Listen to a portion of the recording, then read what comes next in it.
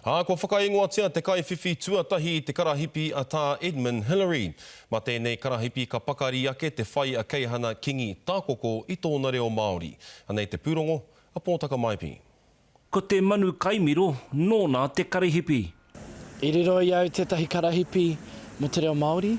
Tōku ai mari e hoki. Ka kotahi atu tātou ko taku ope ki te whare pāremata hei te whā o te marama e heke mai ana.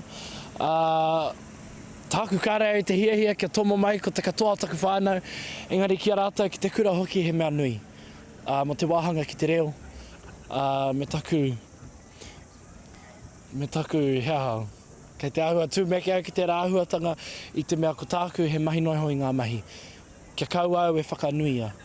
Kia whakanuia ke ko ngā kaiako, ko ngā kaiawhina tērā i napi noa i au, kia ki au ki te rao ngā taumata. To the Forbidden Shore!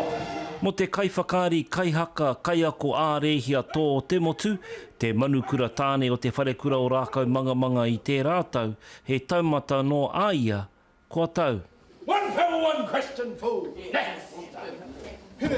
Koe atu tuatahi o ngā tauira ki roto tonu o te wharekura o rākau manga ki te whakawhiwhia i taua karahipi.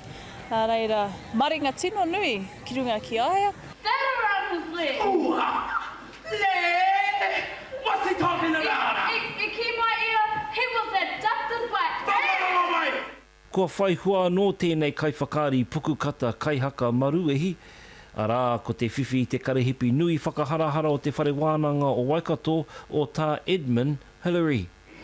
To the Forbidden Shore. Did they have front-way eyes, big teeth, no feathers?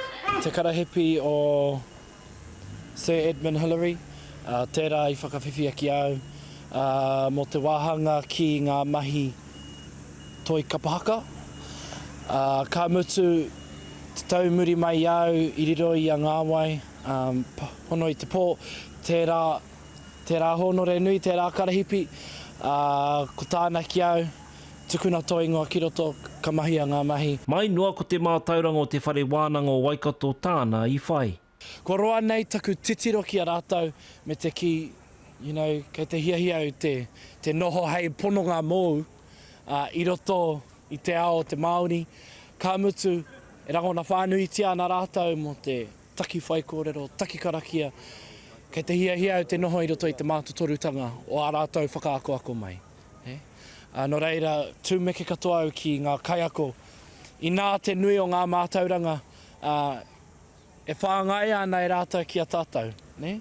No reira, ko tā tātou he kapo i a rātou e ora tonu ana. E ora tonu ana te reo whakakai marihi i roto i tēnei ihu mānia. Pōtaka Maipi, te karere.